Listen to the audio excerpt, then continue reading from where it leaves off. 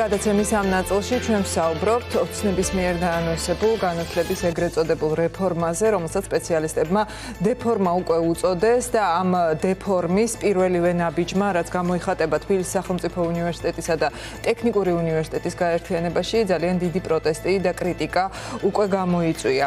ჩვენთან ერთად არიან ლაშა მათიაშვილი, თბილისის სახელმწიფო უნივერსიტეტის ასოცირებული პროფესორი და თეონა მატარაძე, თბილისის სახელმწიფო უნივერსიტეტის სოციალურ და პოლიტიკურ მეცნიერებათა ასოცირებული პროფესორი. მოგესალმები და დიდი მადლობა სტუმრობისთვის. ორივეს მინდა გკითხოთ, ქალბატონ თეონა, მოდით თქვენით დავიწყებ, იმიტომ რომ ჯაბა სამუშია რამდენიმე დღიანი თუ თვიანი გაუჩინარების შემდეგ გუშინ გამოჩნდა პირველად მედიასთან და თქვა, რომ პრინციპში არც არაფერი არ თქვა სიახლე. აი მთელი ამ დროის განმავლობაში, რაც ჯერ ეგრეთ წოდებულ რეფორმაზე დაიწყო საუბარი, შემდეგ თსეუს და ტექნიკური უნივერსიტეტის გაერთიანებაზე. გაქვთ თუ არა დღეს თუნდაც რომელიმე კითხვაზე მკაფიო პასუხი, რატომ არის პოზიტიური ამ ორი უნივერსიტეტის გაერთიანება? დავიწყებ პირველი განათლების რეფორმით, რომელიც ისეთივე მტკივნეული და ისეთივე პრობლემურია, როგორც თბილისის სახელმწიფო უნივერსიტეტის, საქართველოს ტექნიკური უნივერსიტეტის გაერთიანება და პრინციპში შეიძლება განვიხილოთ კიდეც ნაწილად ეს რეფორმის, თუმცა როცა რეფორმა გაჟღერდა, ეს არ ხსენებულა, ანუ ამის შესახებ მხოლოდ კულუარულად იყო ინფორმაცია, ნამდვილად გაზაფხულზე, რომ სამი უნივერსიტეტი გაერთიანდებოდა, ანუ ჩვენთან ერთად ილიას სახელმწიფო უნივერსიტეტიც, თუმცა შემდეგ რაც რეფორმა დაანონსდა და ეს ერთი ფაკულტეტი, ერთი ქალაქის თემა წამოვიდა, აღარავის აღარ უხსენებია ამ უნივერსიტეტების გაერთიანება.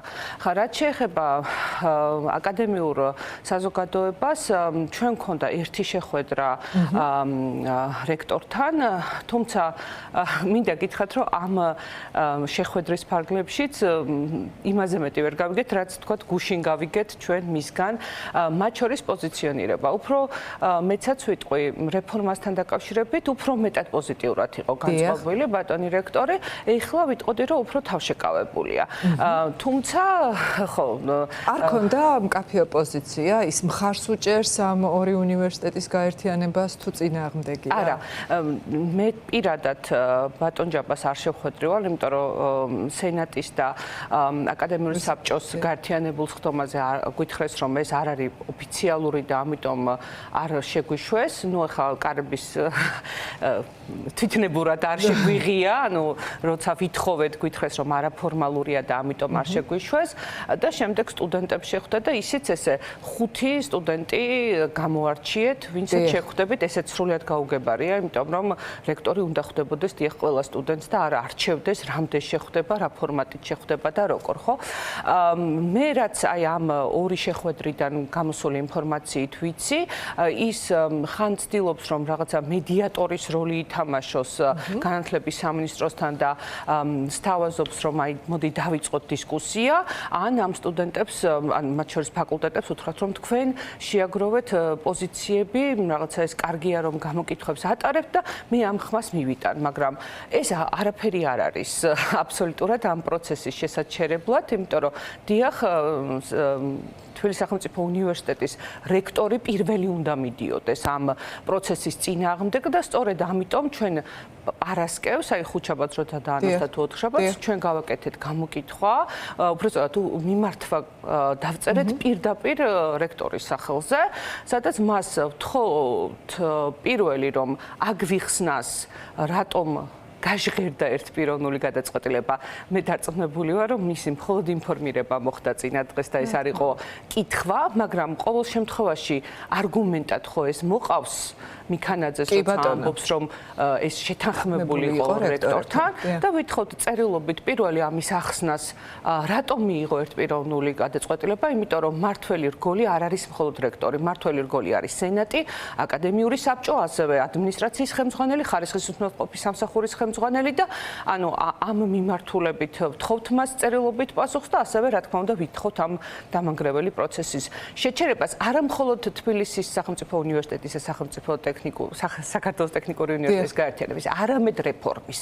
იმიტომ რომ რეფორმა ზუსტად ისეთივე ფორმატით არავის არაფერს არ ეკითხებიან, არ ვიცით ვინ არის ამ ყველაფრის ავტორი, ამ ყველაფრის უკან არ არის არანაირი ჩართულობა და ეს პოსტფაქტუმ ვიგებთ ადამიანს ადამიანები რა ხდება და იმასაც ვერ ვიგებთ ბოლომდე, იმიტომ რომ მაგალითად რეფორმა არის სრულად ბუნდოვანი. კი, ეს არის ალბათ ძალიან მნიშვნელოვანი ლაშა, რომ არც ერთ კითხვაზე არ არსებობს პასუხი, რომელიც მეტმკაფიობას შემოიტანს ამ პროცესში, ხო? მე ხა ჩვენ ვიცით, რომ პარასკევს დაანონსებულია მინისტრთან შეხვედრა. მე არ ვიცი თქვენ გექნება თუ არა საშუალება, რომ მას შეკითხვები დაუსვას, მაგრამ აი ეს მაინტერესებს ყველაზე მთავარი, ყველაზე მნიშვნელოვანი შეკითხვა, რომელზე პასუხიც თქვენ გაინტერესებთ, იმიტომ რომ ეხლა ქალბატონი თეონა ამბობდა, რომ შეჩერდესო ეს რეფორმაც და გაერთიანების პროცესიც, მაგრამ ჩვენ ეგრეთ წოდებული ხელისუფლების მხრიდან, რასაც ვისმენთ პოზიციონირებას, ისინი ამბობენ, რომ გადაწყვეტილება მიღებულია და ის გადახედვას უკვე აღარ ექვემდებარება. რა იქნებოდა თქვენი მთავარი სათქმელი და მთავარი შეკითხვა? პირველ რიგში მადლობა მოწვევისთვის და ამ თემის ყოველ შემთხვევაში საზოგადოებრივ საკომუნიკაციო ველში, ასე ვთქვათ, შენარჩუნებისთვის, იმიტომ რომ ძალიან მნიშვნელოვანი საკითხია, ხო, ეს ორი ძალიან მნიშვნელოვანი ქართული კოლექტიური მეხსიერებისთვის, ხო, იდენტობისთვის, ისტორიული იდენტობისთვის ინსტიტუცია ფაქტიურად არის საფრთხის წინაშე, ხო? ამას არავინ არ უარყოფს. აქ რამდენიმე განზომილებას გამოვარჩევ და გამოვყოფ გლობალურს და ლოკალურს, ხო, კონკრეტულს. ერთი რომ დაუშვათ, ეს არ არის მხოლოდ დაუშვათ შერწყმაზე, ხო? შერწყმის თემა. ეხლა შერწყმაზე როდესაც ლაპარაკობენ და ინსტიტუციურ ინტეგრაციაზე, საერთაშორისო პრაქტიკა ბუნებრივია, არაერთი მოგვეპოვება, ევროპა იქნება ეს, ავსტრალია იქნება, ამერიკა თუ ჩინეთი, ხო? და ეს შეგვიძლია განათლების ექსპერტებთან ერთად და სხვადასხვა დარგის სპეციალისტებთან ერთად უამრავ საკითხზე ვიმსჯელოთ. მაგრამ აი მოდით დავუკვირდეთ ფაქტებს, ხო? თუნდაც აი რამდენიმე მაგალითს მოგიყვანთ. ავსტრალიაში განხორციელდა რეფორმა 2018 წლიდან დაიწყეს ადელაიდის უნივერსიტეტისა და სამხრეთ ავსტრალიის უნივერსიტეტის გაერთიანებაზე ზრუნვა და აღმოჩნდა სულ ახლახანს 2026 წლის 1 იანვრიდან ამუშავდა გაერთიანების კი ბატონო, ხო, ანუ აი როგორ ხანგრძლივად და სიხრმისეულად პროცესი იყო და მიზნები და ამოცანები რადიკალურად განსხვავდებოდა ამ დაუშვათ გაერთიანების, ხო? უფრო მეცაც გეტყვით, ძალიან დიდი დისკუსია გაიმართა სახელწოდებასთან დაკავშირებით, ხო უნდა ყოფილიყო ეს ადელაიდას სახელმწიფო უნივერსიტეტი, ავსტრალიის უნივერსიტეტი თუ ასე შემდეგ. და საბოლოო ჯამში იქ ძალიან ბევრი მწვავე პრობლემა წარმოიშვა, როგორც არის მაგალითად პერსონალის სამწუხარო შემცირება და ასე შემდეგ, ხო? და ახლაც მიმდინარეობს ეს პროცესი. იგივე შემიძლია გითხრათ მაგალითად რამდენიმე მასაჩუსეტსო მაგალითს გეტყვით, რომ მე გადმოვიდე ქართულ კონტექსტში, ხო? ვილანოვას უნივერსიტეტი ამერიკაში, რომელიც არის პროფილური უნივერსიტეტი ჰუმანიტარულ და სოციალურ მეცნიერებებში და მან შეიერთა ერთ-ერთი კერძო თეოლოგიური, რელიგიური პროფილის მქონე უნივერსიტეტი, მხოლოდ და მხოლოდ იმიტომ, რომ მას ამ კერძო უნივერსიტეტს ფინანსურად უჭირდა და ის ვეღარ აკმაყოფილებდა მაგალითად სტუდენტების მოთხოვნებს და აღარ იზიდავდა სტუდენტებს. მაგალითად გადმოვიდეთ ევროპაში.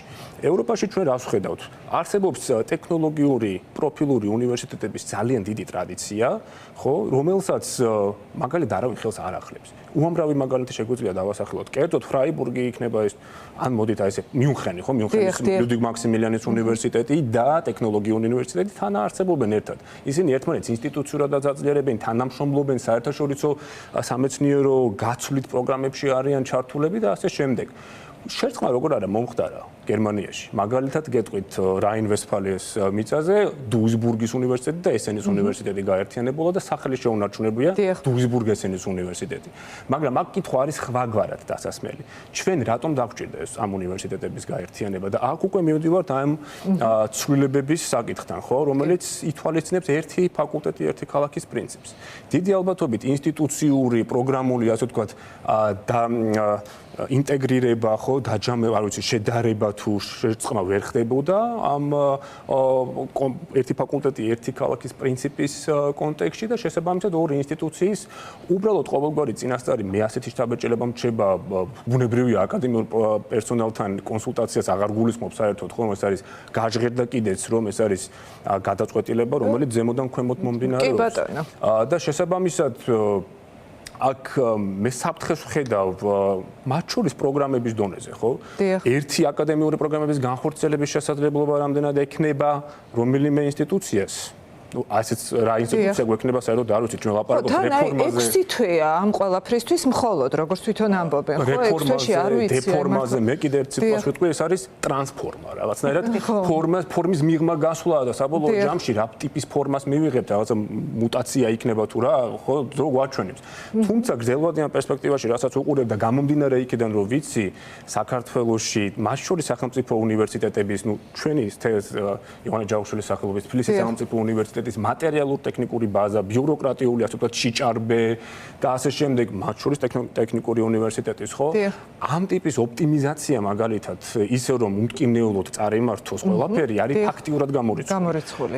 და აგრეთვე ჩემი აზრით აუცილებლად არის აქ საქმელი, რომ ეს შერწყმა გულისხმობს შთანთქმასაც, ოღონდ ვინ ვის შთანთქავს ეს საკითხავია, ხო? აქ არ არის ლაპარაკი დაუშვათ იმაზე, რომ სახელწოდებაში TSU შთანთქავს ჯერჯერობით ნომინალურად TSU რჩება, თუმცა ჩვენ არ ვიცით შიგნით აი ამ პროცედურული ხო, ისე ყოფახიცემ თქვა, რომ არც ერთი არ არისო, ეხლა კემბრიჯი და ჰარვარდიო, მე უნდა ვთქვა, რომ მე როცა ჩავაბარე თბილისის სახელმწიფო უნივერსიტეტში, ჩემ დროს ნამდვილად ჩემთვის კემბრიჯიც იყო, ჰარვარდიც, ოქსფორდიც და ყველაფერი, იმიტომ რომ თბილისის სახელმწიფო უნივერსიტეტის ის ისტორია, რომელიც აი ყველა ჩვენგანშია, ნამდვილად ძალიან ბევრს განსაზღვრავს ამ უნივერსიტეტისთვის და მომავლისთვისაც, ქვეყნის მომავლისთვისაც, რაც ყველაზე მთავარია და აი რა კატეგორიის მსჯელობა მიდის ახლა ქართულ ოცნებაში, ხო, გუშინ მაგალითად კომიტეტის ხდომასაც რო ვუყურებდი, ვაკვირდებოდი და არ ვიცი თქვენ გქონდა თუ არა საშუალება, აი ლადო კახაძე როგორ ხსნიდა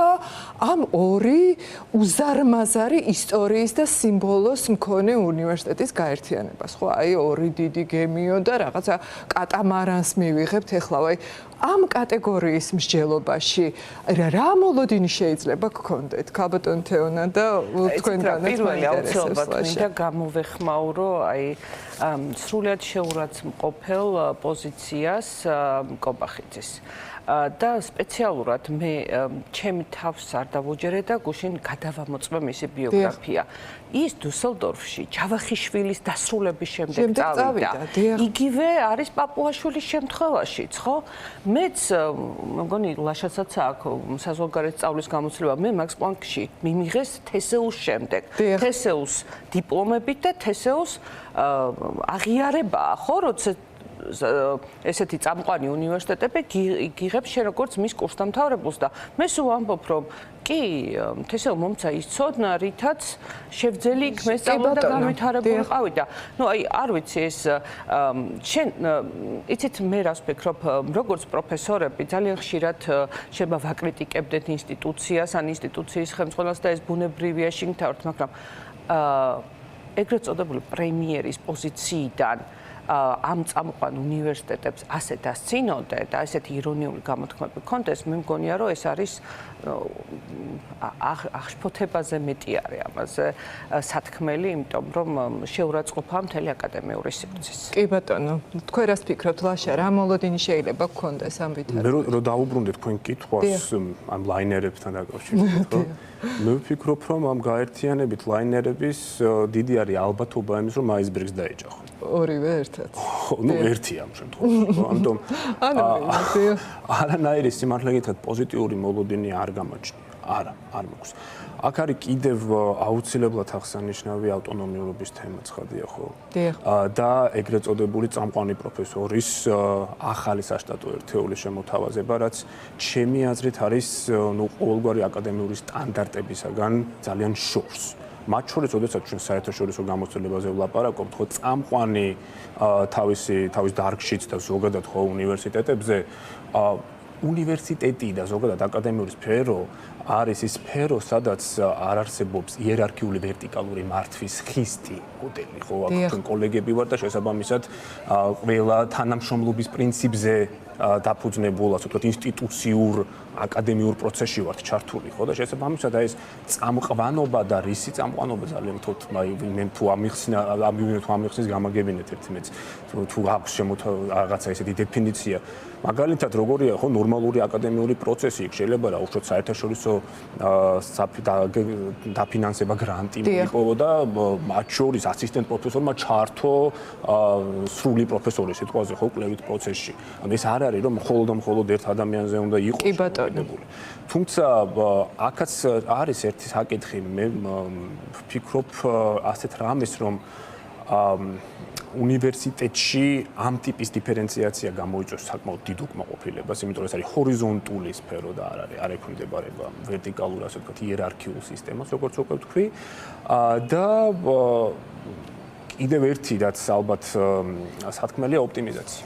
ხო სამწუხაროდ მე ვერ მოვისმენი არგუმენტი ამის საწინააღმდეგოდ. ყოველ შემთხვევაში თუ გავითვალისწინებთ იმას, რომ კვოტირებად აუცილებელი იქნება თუ დადგება ხო ეს საკითხი ერთხელაც ხო კვოტირების ბუნებრივია ოპტიმიზაციას ვერავინ ვერ გაექცევა რა. ზუსტად, ნამდვილად. ამიტომ მე ვფიქრობ, რომ ეს უფრო მეტად იქნება რაღაცნაირად გამოხშირვის, გამოშიგნის პროცესი, რომელიც საბოლოო ჯამში მიგვიყვანს იქამდე, რომ ექმება უნივერსიტეტი, მაგრამ უნივერსიტეტის სუბსტანცია აღარ ექნება უნივერსიტეტს. კი ბატონო, ძალიან დიდი მადლობა თქვენ სტუმრობისთვის და ნამდვილად ეს არის ის თემა, რომელსაც ჩვენ აუცილებლად ყოველდღიურ რეჟიმში დავაკვირდებით და ზოგადად განათლების რეფორმა და მისი შემადგენელი ყოველი ნაბიჯი არის ის თემა, რომელიც ესე ეპიზოდურად და კონტექსტიდან ამოგლეჯილადაც არ უნდა განვიხილოთ, ეს მთლიანად ქვეყანაში არსებული სიტუაციის და მთელი იმ პროცესების ნაწილია, რასაც სამწუხაროდ ყველა ერთად თვალს ვადევნებთ, ასე რომ თქვენს გვერდით ვართ და ყოველთვის აქტიურად ვითანამშრომლებთ და გავაგებინებთ ჩვენს აუდიტორიას სინამდვილეში რასთან გვაქვს საქმე.